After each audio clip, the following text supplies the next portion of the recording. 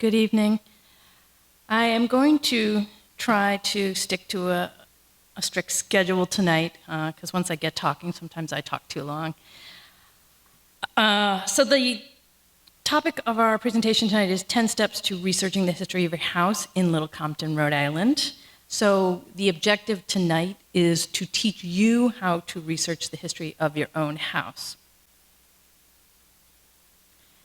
So some of the reasons you might want to research the history of your house are obviously to learn about the history. But besides that, you'll also want to do it to preserve local history. So while you might think that you're researching independently and you're just doing it for your own interest, what you discover is of the utmost interest to the local historical society.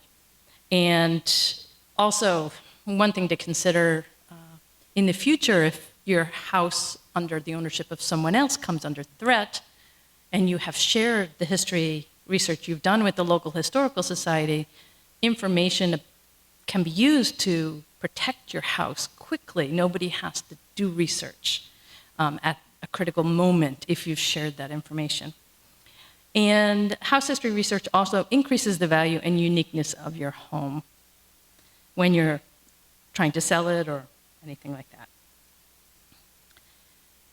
When people think about house history research, a lot of times they think of houses that are built in the 1700s. They think of really old houses. But house history research can be done on any house regardless of age. The most in-depth house histories are going to be done for 1950 and earlier. And that's because of the US Federal Census is available from 1950 down. And one thing to consider is if you have a multifamily house or if you have a condo in a mill, these properties, they make some of the best house histories there is. So don't think that you have to live in that very old colonial to do a house history. Any property can be a great house history. And the multifamily homes are really wonderful because they really parallel the immigrant experience in America with the different waves of immigrants that come through, and they're typically the ones in these properties. So I'd encourage you to seek those out.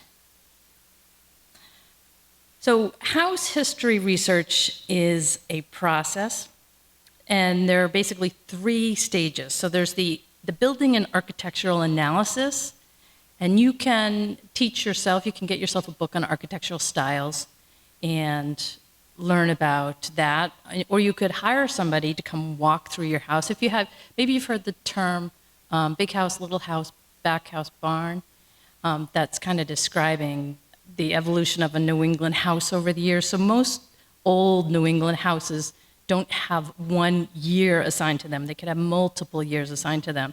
And so sometimes it's nice to have an architectural historian or a historical contractor walk through your house and read the bones of your house to analyze the nails and the wood and the structure. And they can tell you room by room how old the rooms are, more or less. The next process in house history research is the historical or archival research. So that's what I do. I'm an archival researcher. So I deal with the paperwork. So I dig through all the paper to find the answers through documents. And also, we can toss in oral history and things like that in there too. And then the last stage in the process is sharing your findings, whether that turns out to be just writing up a 1-page summary of what you know or creating a book. Or it could be, and I would highly recommend this, creating a video, because if you really want people to watch it, especially younger people, you might want to think about turning what you found into a video. So with this slide, what we're going to be focusing on tonight is the middle there. We're focusing on the archival research, but I just kind of wanted to point out that we have these 2 other aspects that are also important. One of the best ways to start house history research is to think about the questions that you want answered. And these could be some of the questions. The most common question, of course, is when was my house built? And who lived in my house? So those are the top 2 questions. But you might ask, did any Revolutionary War or Civil War soldiers live in my house? Some people are reenactors, and they like that kind of information. Was my house used on the Underground Railroad? How much has the property size changed over the years? That's actually a really important question to ask. And for the property we're doing tonight, as our example, it actually has a very interesting answer. Has there been more than one house on this property? And again, that ties into the house that we'll be looking at tonight. And was my house moved? This is a really popular question. And I won't really be getting into answering that question tonight, because it doesn't figure into our house, but there are, for those of you who might suspect that, there are easy ways to tell.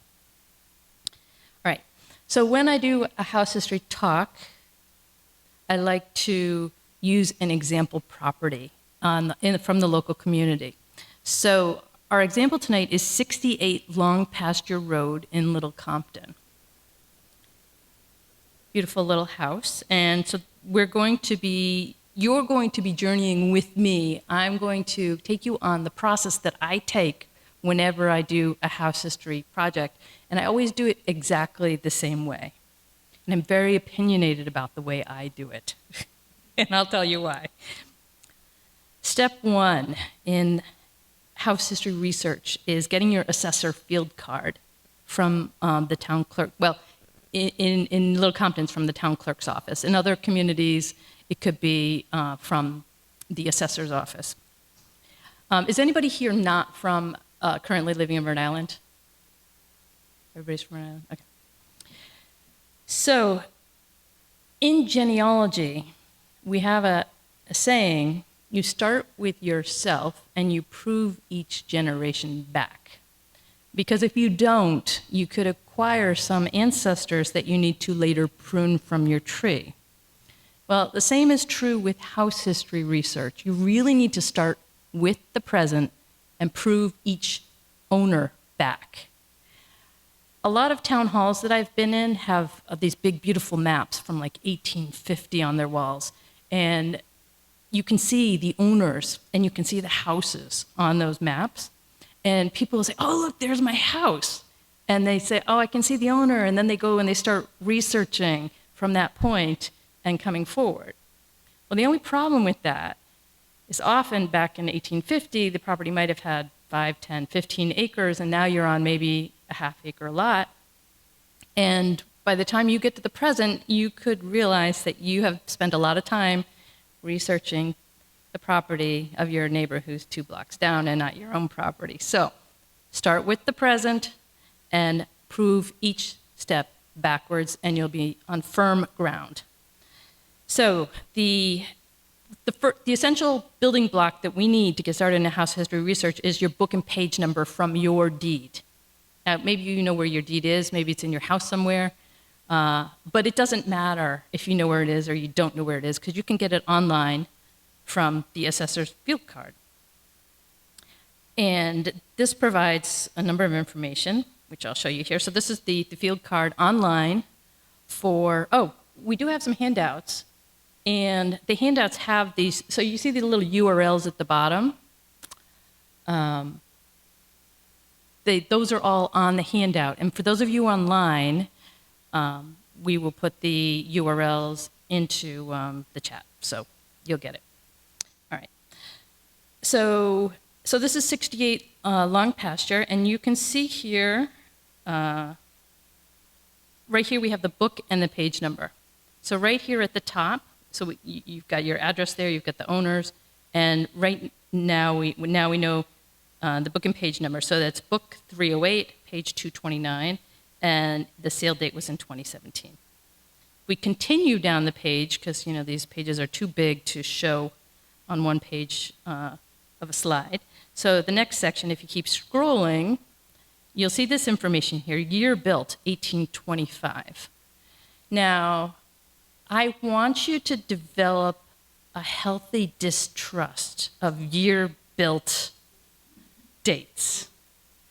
And take this to heart. If you start researching the history of your house, you will become the expert on your house. And don't trust anybody else's research but your own. regardless if you see something published. Because let me tell you, most of the historic preservation people who've done the research that has been published, unless it's in depth, they've probably just accessed secondary sources and not done actual original archival research themselves. And that's what you're going to do to research your house. So I can tell you right now, this house was not built in 1825. Also on the town clerk's website, we have GIS maps, and these are so great. And lately, town clerks all across New England are just using these third-party tools that are just phenomenal. And they have these maps. So I've chosen a certain view here, but you can zoom all the way in, you can zoom all the way out. It's amazing what you can do. So again, the URL is on your handout. You can go there, and when you're building your own house history, take screen captures of things like this. Number one, it's going to be helpful information for you, but also all this information is released at a certain time. And 5 years from now, 10 years from now, this is all going to be different. So capture what you're seeing. Don't just make notes. Actually take a screen capture. So it shows you the lot, and then in the little photo there's actually links, and you can link to other information right from this thing here. Everything's integrated really nicely these days. All right, so you don't have to do a lot on the assessors or the GIS maps. You can do that from home. Everyone can do that from home. Regardless of what town you're researching in Rhode Island, or if you're in New England, most all that assessor's information is all online these days.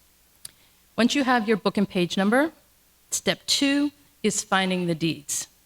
Sometimes people want to take their address and start looking in other directions, census records and things like that. But it's much better if you research the deeds, find out the names of the owners, and then you're armed with that information to really do your research, because there's a whole bunch of things that have happened. Street names have changed. Let me tell you, all over New England, every town, they've changed the names. Street numbers have changed. And in addition to that, when you get back into historical records, particularly tax records, they don't even necessarily use street names at all. They just use owners' names. And sometimes they even, as we'll see today, sometimes they even refer to owners who lived, in the house 50 years ago. So it's not, you really need to do the deed research and find the owners' names and be armed with that information so you can do really good research instead of struggling with, oh, that street's not there anymore. How am I going to find that? So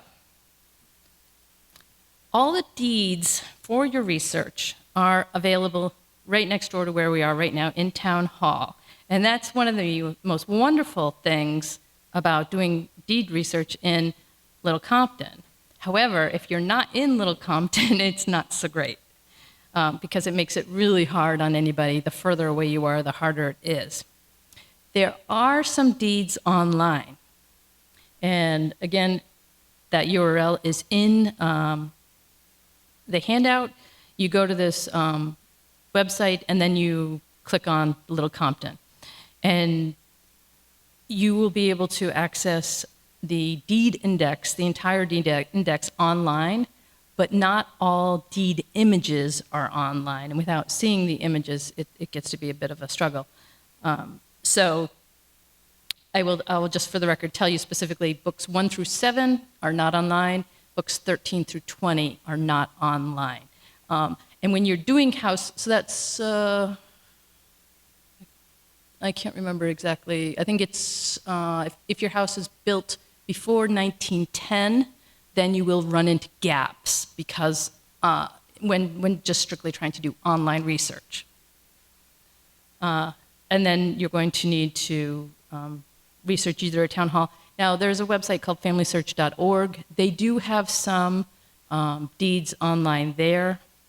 and those are accessible from a family search affiliate library. Okay, so before we get deep into deeds, we've got to cover a little bit of terminology.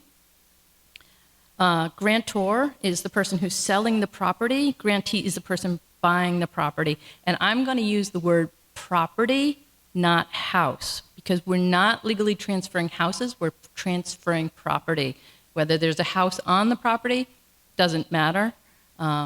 Sometimes deeds will tell you that there's houses or buildings on the property, sometimes they won't. But it's legally what's being transferred is the property, not the houses. Now, land evidence records, that's a Rhode Island thing. That's what you guys call them in Rhode Island, land evidence records. And in the land evidence record books, you will find the deeds, and deeds are the instruments which transfer property, the legal instruments. So the grantor and the grantee, the reason you need to know that is because the index, the alphabetical index that you use to look up the deeds is sorted by grantor and grantee. There's a set of grantors and a set of grantee indexes. All right, so here we see, this is what it looks like. I don't know if you've been over to the vault. It's fun to do house history research here. I love to research in Little Compton. It's a small room, but you have everything right there. In a deed, and we're going to look at a couple deeds, you will have the parties involved in the transaction. So you'll have the grantor, the person selling. You'll have the grantee, the person buying. You'll have a description of the property. You'll have a reference to the previous deed, sometimes and hopefully. You'll have dates, and sometimes there can be multiple dates. And then you'll have the signatures, of the grantors. Now, when I say the description of the property, there's a couple different descriptions, and it could it could depend on the time period. But some of these descriptions are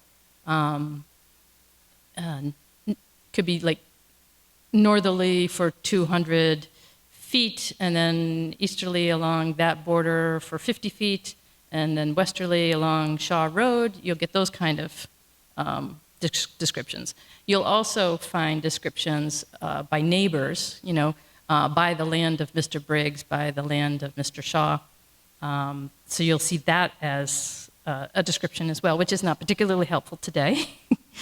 And then in some old deeds, you'll even find, you know, starting at the old oak tree, going westerly along the old stone wall. I mean, people don't make that up. That's for real. That's what deeds are like. When I researched this house, the descriptions were great and consistent, so Little Compton might be different in that they had pretty good descriptions. But I was only researching one house. Okay, so I am showing you this 1968 deed just as an example to show you the breakdown of a deed. So at the very top, you'll have the parties. So in this area here, you have all the people listed, the buyers and the sellers. Here, right after that, is the land description. And then here will be, after the land description, is the reference to the previous book and page. And you really want that, because that makes it really easy to go back to the previous book, previous deed, because they tell you what it is right there. If you have that, you can do this pretty quickly. And then you'll have the date of when they signed, the date of the transfer. There could be a recording date, and then the notary public might have a date of their expiration, which can be a little confusing. So if you see a lot of dates, like take the time to read, what are these dates for? The reason I show you this breakdown is because the further you go back, deeds start to look like this. They're just all mushed together. And I'm talking all the way back to the 1600s. But if you keep in mind that deeds always follow this format, you have the parties, then the land description, then the previous deed, you'll be good because you'll know where to look for stuff. So you say, okay, this is kind of hard to read, but I can tell that's a land description, and if I just keep going a little further, I'm going to find the previous book and page. Just try to familiarize yourself with the handwriting and get used to how it feels, how it reads. Deeds are not the most riveting reading material, but I have to say the deeds here in Little Compton were actually quite fun. I had a lot of fun reading them. They weren't bad at all. And the handwriting of your town clerks is actually good, with the exception of one.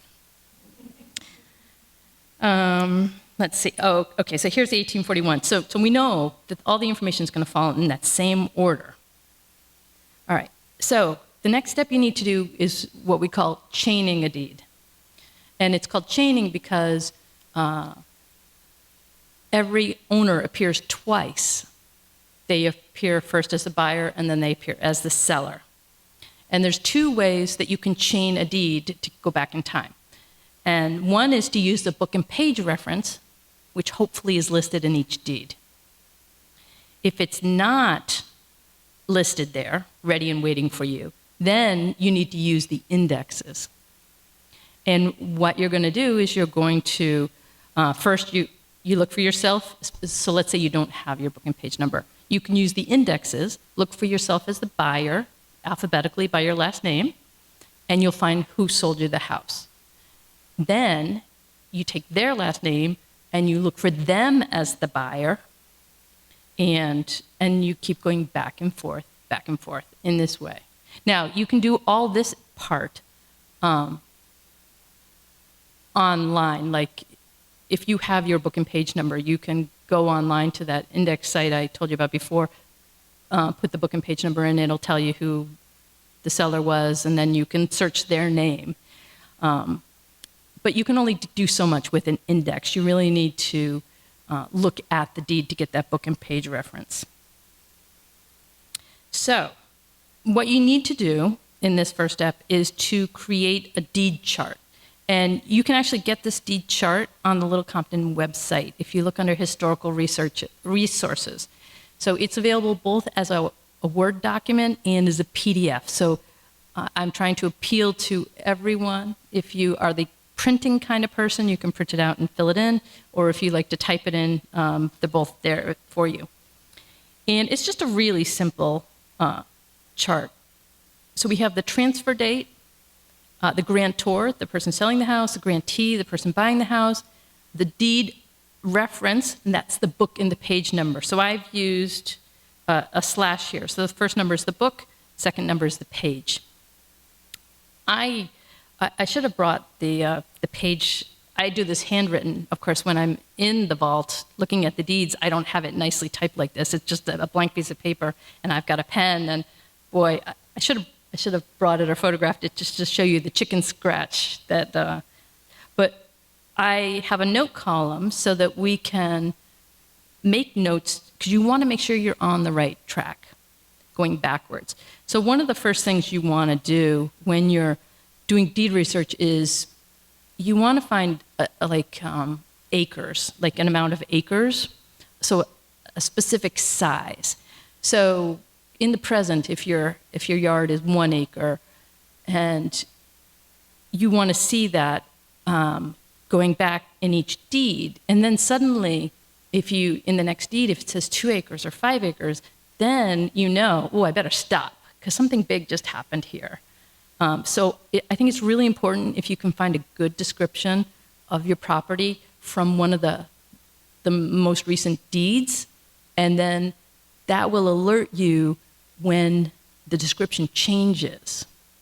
Now, I'll tell you right now, this property is really interesting because in its entire history of this house, the property has never changed, which is one of the first times I've ever seen that. So it was 2 acres then, and it is 2 acres now. It is exactly the same size, and that like never happens. All right. I'll just have to read some of these things here because you're not going to be able to see them too well. In the 1972, the second line there, it refers in the deed to the Maynard Edith B. Warner Place, Long Pasture Road. So that's a reference to the tax assessor records. If we go down further, to the 1907 deed, it says the Isaac S. Brownell homestead. So these are the references that the tax assessor is using in the tax lists. And then in the earliest one in 1856, it says 2 acres again, same lot on which the old Captain Thomas Brownell house formerly stood. So a whole bunch of information that we've gotten here just from these, by actually reading the deeds. We know a whole bunch of the people who have lived in the property, how the town referred to the property, and we also know there used to be an old house on that property that is no longer there and a new house was built, which is really helpful if you're trying to pinpoint exactly when your house was built, say you want a plaque or something like that. There's also amounts you see listed there. Couple of these deeds were estate sales, so the owner had died. And so that information actually was in the deed as well. So in the 1964 deed, whoops, I keep touching my screen, I keep forgetting it's a touch screen. The 1964 deed for Edith B. Maynard, it actually mentioned that she died on January 1st, 1964, which is unusual for a deed, and it mentioned her heirs, Daniel Foote and Edith Foote Finlayson. And I will mention at this point, because I had told you there was a Burchard connection here, Edith B. Maynard is actually Edith Burchard, and I will tell you her other names in a little while. And it's an old little Compton family, and her story is actually kind of unique because she's the third Edith in her family with exactly the same name. And when we get to sentences, I'll show you that. Can you go forward one slide? So you can see the effect of the chaining, where you see, you'll see one person down below is the grantee and up above as the grantor. So that's kind of this whole chaining. So you'll see, typically you'll see that diagonal, the same owner on every line, except in the case of an estate sale. And in that case, we usually get like the names of administrators and things like that. So the people who lived in your house, they become the cast of characters who you end up falling in love with and wanting to learn more about. The interesting thing about this house and this research is that you see a lot of women's names here. So Diane McGuire, Edith Maynard, Mary Howland, Susan Brownell, Lydia Warner. So on the one hand, that's really interesting that there's a lot of names there. But on the other hand, it should serve as an alarm bell for you. When it's all men, it's much easier to figure out the relationships. So when you look at a deed chart like this, you get lulled into the sense that these people aren't connected because they all have different names. But when you see that they're women, tread lightly because they could all be related. And in fact, that turns out to be the case quite a bit. So just know that when you have a lot of women who owned your house, you really need to focus on doing the family research and figuring out the relationships to everyone, because they could be connected and they're just hiding behind married names. All right. So on the left, we have one of the deed books from the vault next door, book 41, page 86, Maynard to McGuire. Then we have the exact same deed online. And it is actually an image of the original deed book. It's just been converted into black and white, so I'm pretty convinced that it's an actual photographic copy. I don't think it looks as nice as the original book, but heck, if I was in California and this is the option I had, I'd be so happy to have it online. With the online version, you do have some information over here. You get the recording date. Down here, you have all the parties involved. the type of document it is. And you can actually save these. So if you are at a distance doing research, or say you summer here and you go home, live far away in the rest of the year, what you can do is you go up to that save image feature there, and then you're going to download it. And there's a $1.50 per page fee. Now, my point here is not really to tell you how to do that. The point I really want to make is that not all the deeds are online.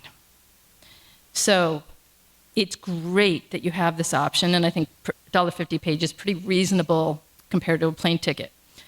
But you will probably at some point run into a barrier where you won't be able to find the image online, and then you'll either be stuck, and you'll either have to call up the Historical Society or somebody to run over to Town Hall for you and find the information you can't get online.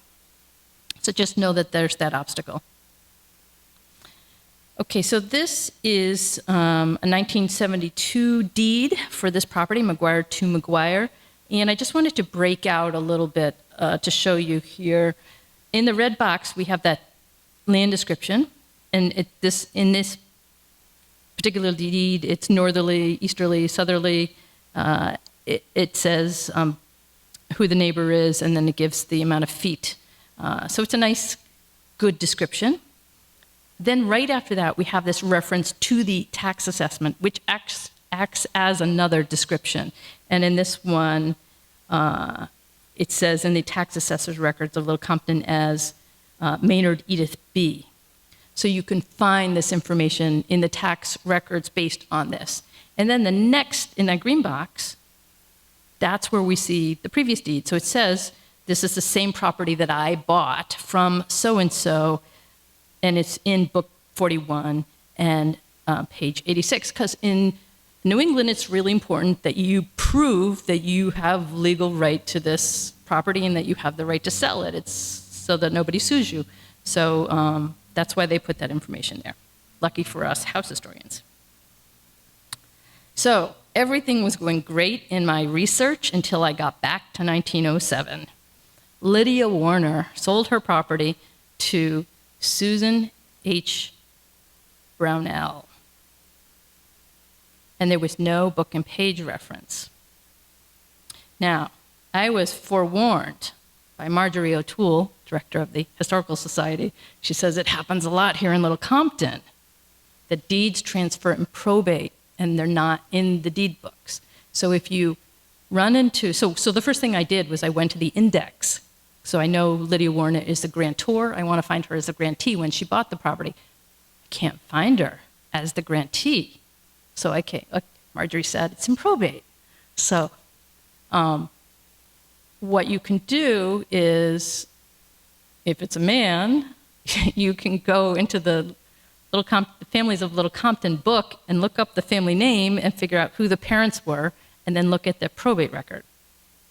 Well, when you have Lydia Warner, and that's her married name, you have to put the brakes on, and you have to do research to figure out what her family name was so that you can then look at probate. So I had to stop and do some genealogy research right there. So what I learned is that Lydia Warner's maiden name was Brownell.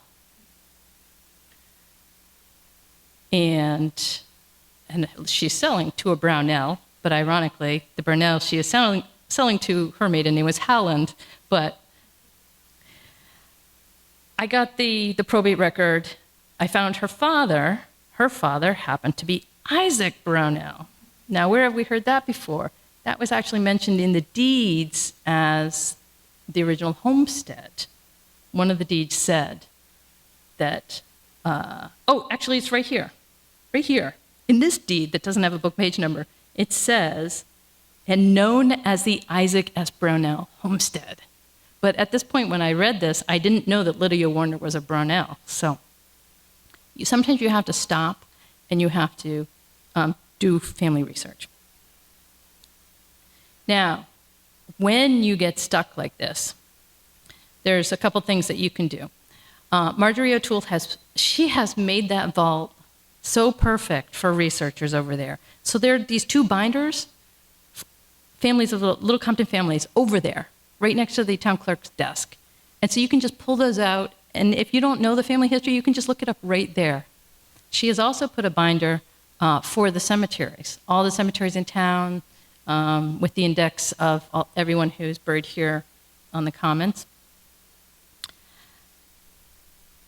So you can search probate records to try to resolve the problem. Lydia Warner's property was not transferred in probate.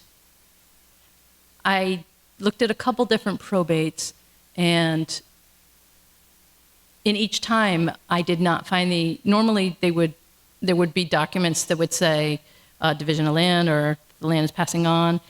That was not the case. So probate is not always going to be your go-to. Sometimes you're going to have to use other means. You can search tax records to try to help you. And as I mentioned before, research the lives of women. The reason I was able to get back to the original owner of this house was because of that reference, oops, wrong way. Because of that reference right there to the Isaac S. Brownell homestead, and because I realized that Lydia was a Brownell and that was her father, I then just went to the index and I searched for Isaac Brownell in the deed index. And I found a deed where his father, James, sold him the property. And it had the exact same land description as all the previous deeds. And that's how I was able to solve this problem. Otherwise, I would have really been stuck. And I hope that wasn't too overly confusing what I just said, but the moral of this story is stick with it. Just stick with it. So here's just an example of that little Compton Families book by Benjamin Franklin Wilbur. So there's Isaac Brownell, and he married Jane Helena Wilbur, and then they had two kids, Emma and Lydia. And Lydia's the one we just saw in the deed. All right, we're going to move on to census records. So census records is where you start to put the meat on the bones of the people who lived in your house. It's going to provide you with their names, their occupations, place of birth, whether they were owned or rented. Now, the big caveat, especially in a town like Little Compton, is the owners didn't always live in the property, and the people living in the property weren't always the owners, to say it a different way. When you have a town that has become a summer community, there are a number of houses like this. So you have to keep that in mind. So what I did was I made a chart of the census years and the owners, and then where they appeared in the census, just to give you a sense of what this house has been through. So in 1950, Edith Maynard, she actually did live in that property. And I'm starting with 1950 because there are no publicly available censuses after 1950 currently. Until next 12 years, we'll get another one.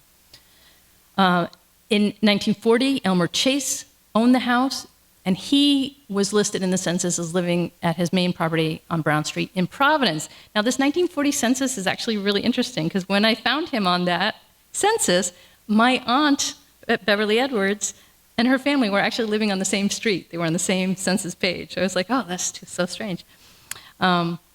1930, again, he's listed as in Providence. Mary Howland is listed in New Bedford. In 1910, she is listed in Little Compton, but on South Road, not Shaw or Long Pasture. Lydia Warner is here in 1900. There's no road listed on that page of the census, unfortunately. And then Isaac Brownell, we can say, yes, he did live in the house all those years. So we can really see, we don't know exactly for sure what's going on. Elmer Chase probably was using the house for the summers. Not sure if the other ones were or if they were renting the house out or what. So this is an example of what I want to show you. I'm just going to flip back really quickly to the deed page. Just want to point out one guy here. 1920, John S. Flores. Oh, you don't see it. And then he sold it in 1921. Okay, 1920. We'll keep that in mind. I'm going to go back down to that census page now. So 1950, here we have Edith Foote living in the house. It's just Shaw Street. It's the corner of Shaw and Long Pasture. So that's good enough for me. So we have Edith Foote right here and her daughter Edith. And John, who owned the house in 1920, is living right next door. So I just thought that was kind of fun. So what we see on census records, we see the family name, we see their race, gender, their age, marital status, where they were born. Don't always trust the information on censuses, especially as it pertains to women who list themselves as married, but their husband is not listed in the property. This was the 1950s and the 1960s, and it was not okay for a woman to be divorced. Well, Mrs. Foote was absolutely divorced, and there was a new Mrs. Foote with Mr. Foote already by 1950. So I was really struck by the fact that it said married here. And then 1950 is interesting too because they list vacant on properties. They don't do that in other censuses. Elmer Chase, when he owned the house, so he's got his wife Amy, his daughter Virginia, so we're building a family here. He was a lawyer. He was actually the city Providence solicitor, I think is a title. He was a big wig guy in Providence and very political, as we will see in a little bit. 1930, we've got Elmer Chase again. We've gone back 10 years in time, so we have more kids at home. We've got a son, Raymond, his daughter, Virginia, a son, his father, Edgar, lived there. His father was 81 and widowed. So we're really starting to learn about the families. We can see where they were born. Mary Howland.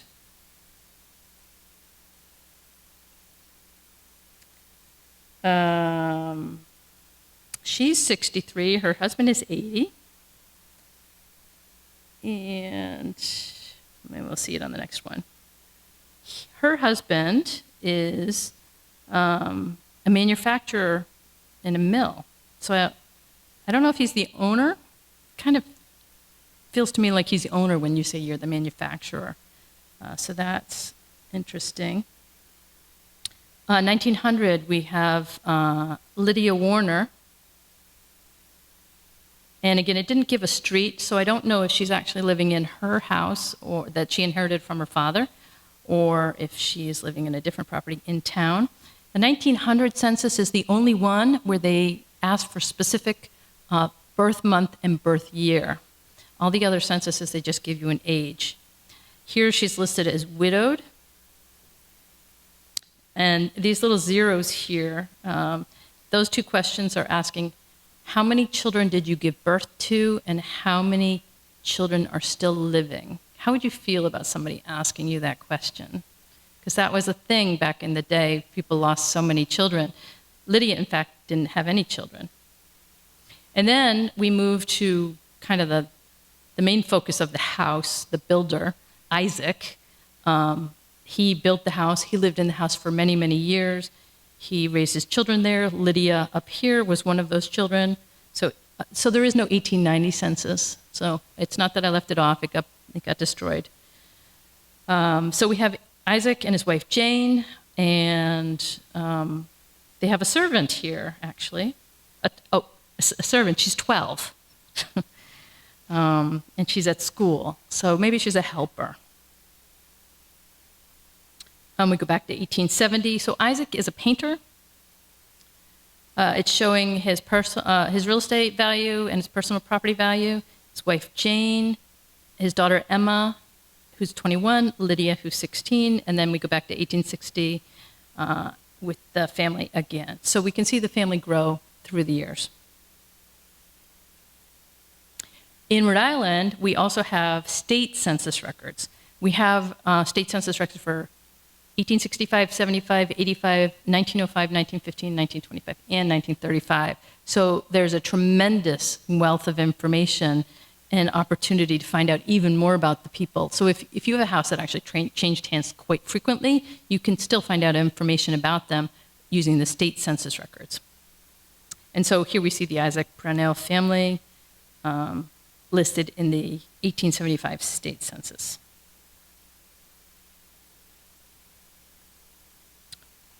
Okay, so you're saying, well, where do I get these census records? Well, you can access them on Ancestry.com, which is a paid subscription. I think you can also access it from your local library. So if you go into the library, you can use it for free there. You can also use FamilySearch.org. That's a free site. You have to create a free account, but it is free.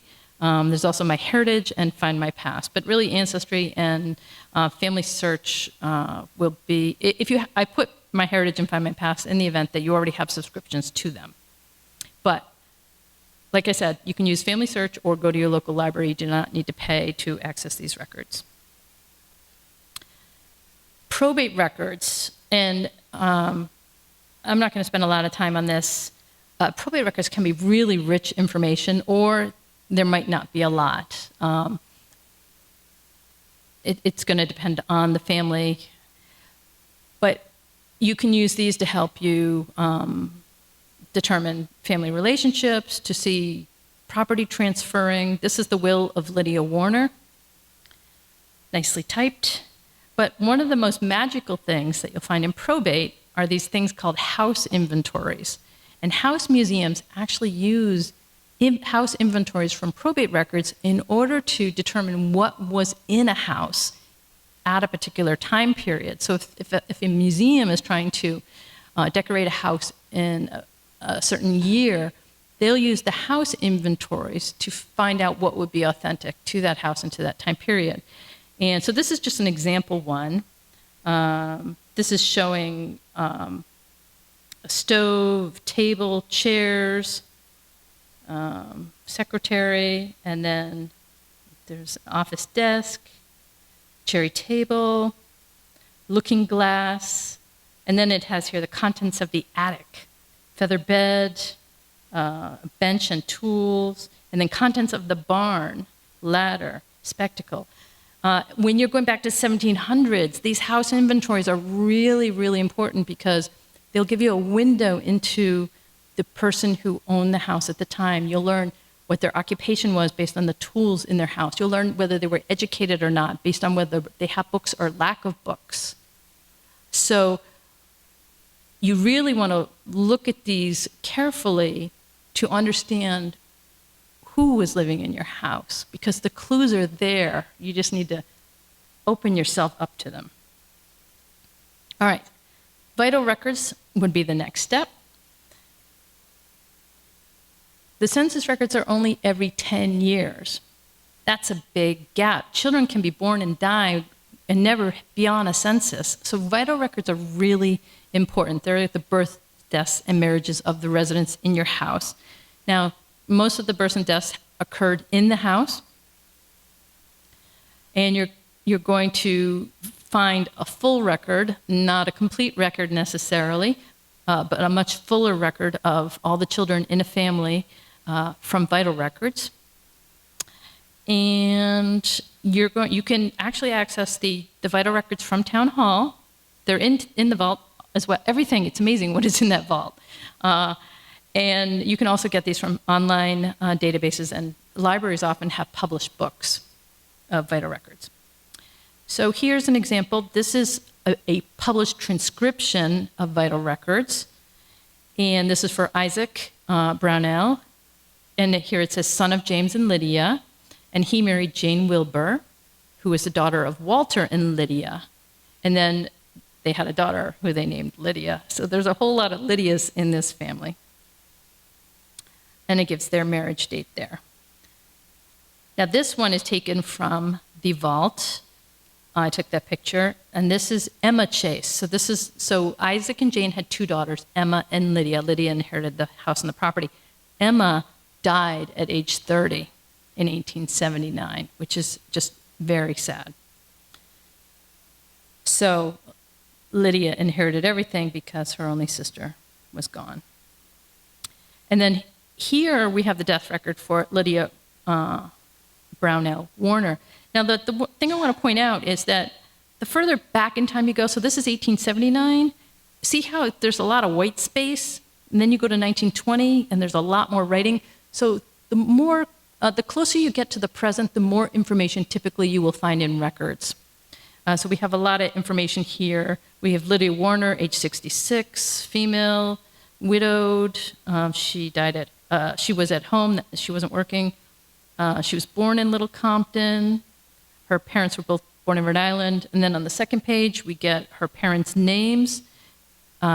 We get the place of burial. So this column here is place of burial, which happens to be Wilbur Cemetery just down the road. Cause of death and the physician. Lots and lots and lots of information the closer we get to the present. And you can also toss this into vital records as well, gravestones. So we've got the Brownell parents over here, Lydia and her husband, Luther Warner here, and her sister Emma in that picture there. And you also have obituaries. All right, so this is the top one is an obituary for Edith R.C. Burchard Foote Maynard. So her name was Edith Roswell Church Burchard. Then she married a Foote, and she divorced him, and then she married, I guess, a Maynard. The interesting thing about this family, besides it being a little Compton family, is that 3 generations of women had that name, Edith Roswell Church. So she had it, her daughter had it, and her mother had it. So it's a thing. It's particularly a thing in this family, but people think now, it's just the men and they name their sons Junior, but women used to do this all the time. Women used to name their daughters after themselves all the time. I don't know why that went out of fashion. I think it's quite nice. And then over here, 1895, Isaac Brownell died. This is interesting. He said he died at the age of 69, was a painter by trade, and had carried on the business for many years. In the early days, he went to California, but returned soon after and lived in Little Compton till he died. He leaves a widow and 1 daughter. So we know he left 1 daughter because his other daughter died. So when you're doing research, you really can't take one source. Because if you just look at this obituary, you might think he only had 1 daughter, but that's not true. He had 1 daughter when he died, but he had another daughter. And I think this tidbit about going to California, now that's the kind of stuff, that's the gold that you want to find. And for more recent stuff, so Diane McGuire lived in this house. She was a very well-known historical landscape architect. And so there's a very nice obituary. Now, if this were my house, I would love to find this. This would feature prominently in my house history that I would want to share with people because I would want them to know. And this part at the bottom, I have to read this. In retirement, she enjoyed her house and garden in Little Compton, Rhode Island, which was the setting for many delightful, I think it's supposed to say evenings, with fellow landscape architects and historians. I just love that image of her in her garden with her historian friends and her landscape architect friends. And it's one of her friends, Judith Tankard, who said that and was participating in those. And when you see the property, you can really you feel that. Like if that were my house, I'd be like, yeah. Okay, maps are critical for your house history research, especially if you want to answer the question, when was my house built? Maps are not always going to answer that question, but I want to take you through a little exercise here. On the deed chart, which you're not going to remember, I said that James Brownell sold the land to Isaac Brownell in 1853, and on that property formerly was another house that was no longer standing. So, 1853. Isaac Brownell gets that. So this is a map of 1850. So right here, there's no dot. There's nothing listed there. So we can take it that there's no house on the property. Now, the interesting thing is, 1862, we have I.S. Brownell, Isaac S. Brownell, and J. Brownell. This is the house here, but why does it say J. Brownell? He sold the house to him 10 years ago, so I'm not sure. So this, to me, well, is very confusing because it's suggesting that there is a building here and somebody living there, but it shouldn't be him, it should be his son Isaac. So that would be, maybe his dad's living in the house until his death? I don't know. There's more research. So what it tells you is there's more research to be done there. Then in 1870, we've got Isaac Brownell now in that location. And a house definitely there. So 1862 is a little confusing, but we can definitely say no house there in 1850, and definitely 1860s is more likely a time frame for when this house was built. Okay. And then here's 1895, and it says Isaac W. It shouldn't say W, it should say S. Brownell Estate, E-S-T, estate. So he died in 1895. They're listing it as his estate. Not only do we see the shape of the house, but we see a couple outbuildings too. Another great resource for you, which is going to play into that whole map thing I just told you about, is the Rhode Island Historical Preservation and Heritage Commission publications. These are available online, and they have very detailed books about each town. So this is what the book looks like for Little Compton. And in this big book, on page 64, is this one paragraph about this particular house. And note that they say Brownell Farm circa 1860. So that definitely is playing into what the maps are saying as well. Located at the corner of Shaw and Long Pasture, complex includes a farmhouse, barn, sheds, and stone walls. The 1.5-story Greek Revival house has an unusual asymmetrical facade. So this is the architectural history, and an original L with a porch on the east side. The handsome, well-maintained group of buildings belonged to several generations of the Brownell family in the 19th century. So this, I would say, is more accurate than that date that we originally saw on the Assessor's page. The next step in your house history research is going to be city directories. And city directories were typically published annually. So you can trace somebody each year of their life as opposed to every 10 years like a census record. And in some cases, city directories will also act as substitute vital records. So this is the 1921 Little Compton directory. It's noting Lydia Warner, widow of Luther, and she died July 15, 1920.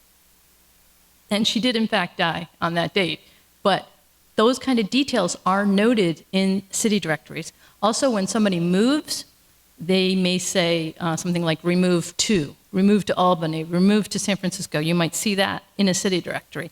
So don't skip the city directories because they have an incredible amount of information. This is a business directory, city directory. So it's a Rhode Island one from 1879. It's listing all the painters, and it's going by town. And they come down here to Little Compton, and we see Isaac S. Brownell. So it's not showing us his street, but it's showing us he's a painter in Little Compton. Okay, tax records. So tax records in Little Compton are helpful to a point because they only go back to 1869. So tax records are really helpful in determining when a house was built. But if your house was built before 1869, it's not going to help you because they don't have the records from before then. But I'm going to just show you what they look like. So this is the 1894 tax list showing Isaac Brownell. saying 1,800 value for his real estate, 200 for his personal, total value 2,000, and his tax was $12.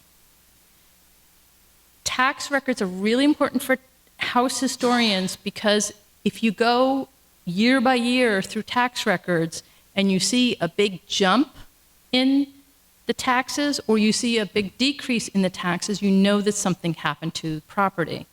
Maybe a barn was built, or maybe improvements were made, maybe the house was enlarged, or if there was a fire and part of the house was burned or burned to the ground, you'll see a decrease in value. So tax records can be extraordinarily important for understanding what's happening on a property when you don't have any other information. Here we have a 1942 tax record. We see Elmer Chase, that attorney from Providence. And the reason I'm showing you this is because the description here, it's calling it the L.J. Warner place. So even though it's 1942, she died 22 years ago, they're still listing it as the L.J. Warner place.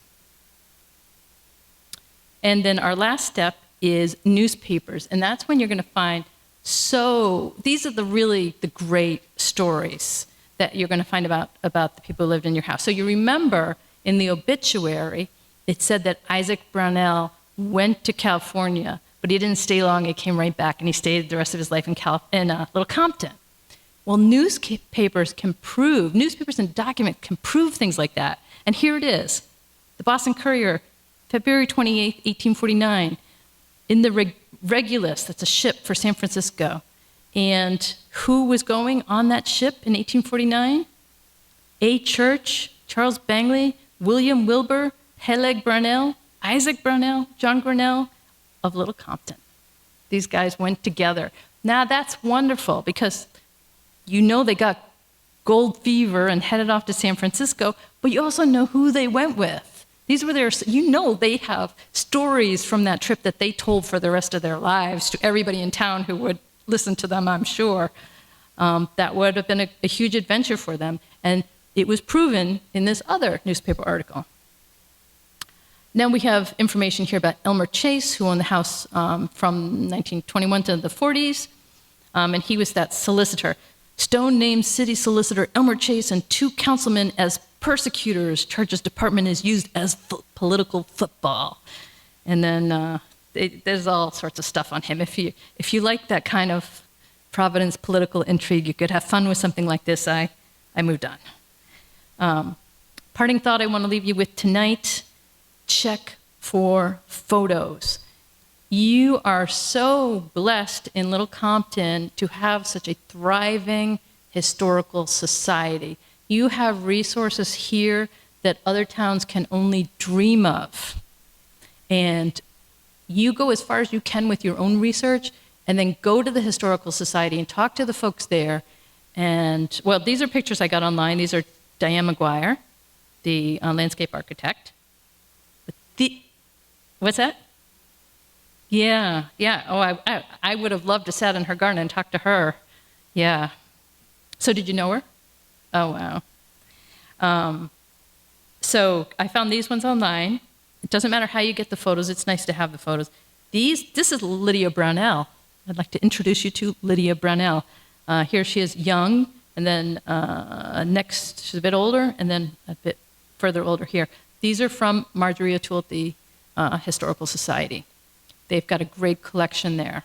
So you need to do the deed research to figure out who lived in your house. But once you do, and once you figure out who the families are, then you can head to the Historical Society and find some pictures of them. And here is Isaac Brownell and his wife, Jane. That's pretty cool to be able to have images of the people who built your house.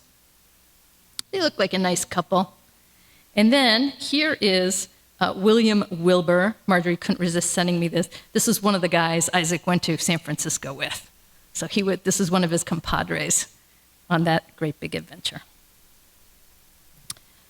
So I just want to point out once again that there is the new book, The Compilation of House Histories. And the reason I tell you this is because there's a chapter, the very last chapter in the back, I have written how to do house history research in Little Compton. So if you didn't get enough tonight, you can read that chapter as well. And this is available from the Little Compton Historical Society website if you're online.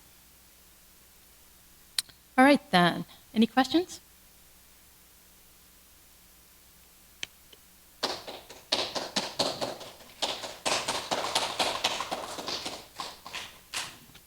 I hope I have at least encouraged you to want to do house history research. Okay.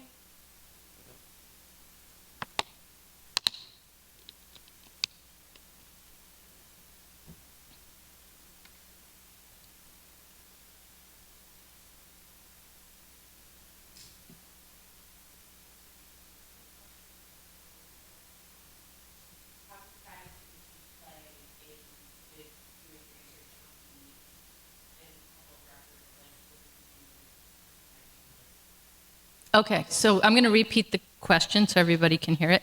The question was, how do privacy issues play in when doing deed research, especially when the person may be living? And this is a great question, and I should have addressed this earlier, actually. So, it depends, is really the answer. This is all public record.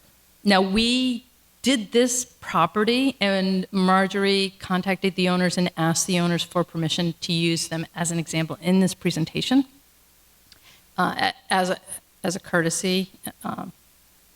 But technically speaking, when you're doing a house history as a private citizen, this is all public record. There's nothing I used or showed you today that is not public record. You do not need anybody's permission to access that. However, when it is a living person, it all depends on what are you doing with the results of your research. So if you're just compiling the research for your own interest because it's your house and you're just maybe going to write a summary or something, it doesn't matter if you include living people because you're not publicly putting that information out there. I think that if you are going to make a YouTube video, if you're going to otherwise put something on the internet, I think you should consider not including living people.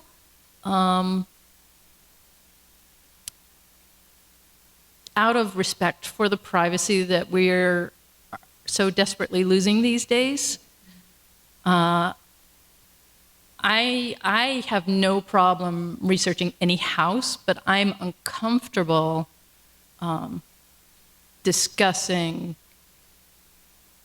publicly or putting something out to make it available on the internet where literally anyone in the world could access the information. I'm not personally comfortable with that, but technically it's all public information and it's not against the law. So that would be my answer.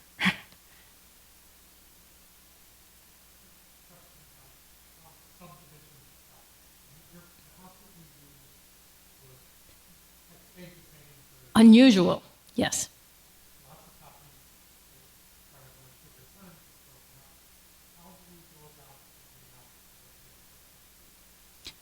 Okay, so the great thing about these properties that do get divided up, a lot of times they have really good like plat maps that show subdivisions, how the properties were divided. So somebody will buy a farm and then they'll say, okay, I'm going to divide that up into 20 lots and I'm going to sell those lots. And then they do sell the lots. But before they do, they get it surveyed and create a map, which is usually always, so there are map books too, plat books in the vault where you could see that sort of situation. So if that had happened here, and it's actually, there are indexes as well.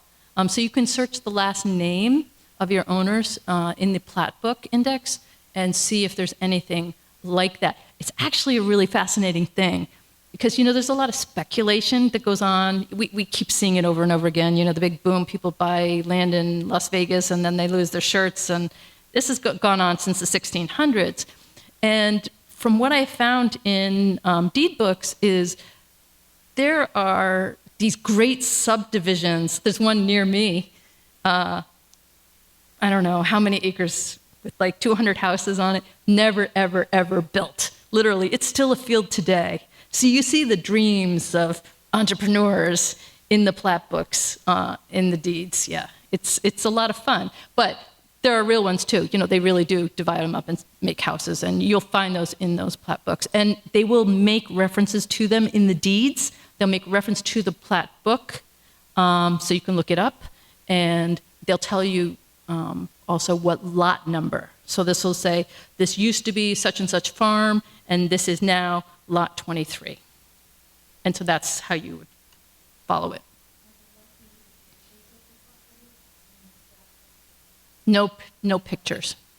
It's just going to look like kind of like a surveyor's thing. It's going to be an outline of the property and then a division, depending on how big it is. They may even be hypothetical roads that they would like to do in the future. But mostly it's just the lots.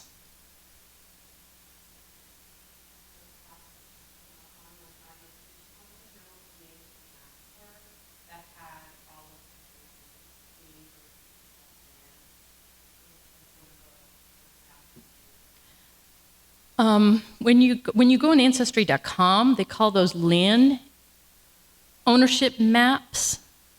So you could keyword search it on Ancestry. And I think at the Library of Congress, they call them cadastral. I don't know if I'm saying that right. I keep seeing this thing on Facebook. Don't make fun of people who pronounce something wrong, because it means that they learned it from reading. I don't know how to say that word, but I think it's cadastral maps.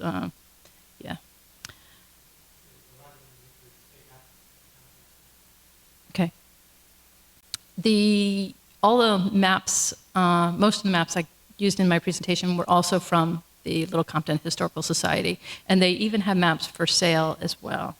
And the great thing about a lot of these maps is they're digitized, so you can blow them up like I did and just take the part that you need instead of the whole town, because literally the map is the whole town, and I just blew it up until I found the property I needed. House history research is really fun, and there are so many stories in this house that I shared with you tonight that I couldn't share with you, or we would never gotten through what you needed to know to research your own house. But so many more stories attached to this house that are just absolutely fascinating. So I would encourage you to look into your house history, and also go to the cemeteries and visit and honor the people who used to live in your house. Pay your respects to them. Tell them that you're caring for their house.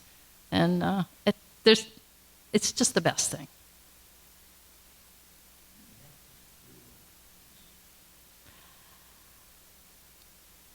I don't know, probably over 300? Over 300? Yeah.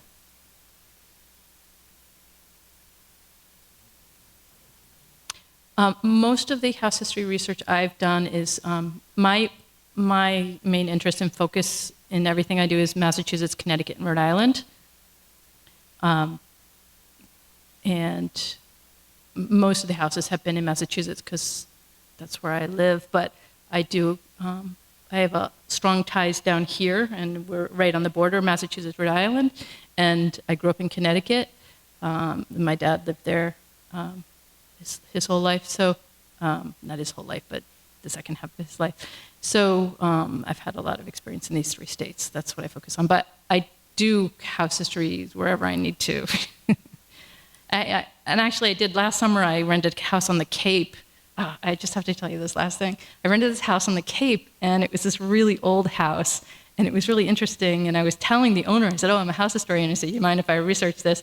Turns out there were only like 3 owners of this house, which is just amazing for an old house. Literally 3 owners. One of the owners is a very well-known, still living politician, and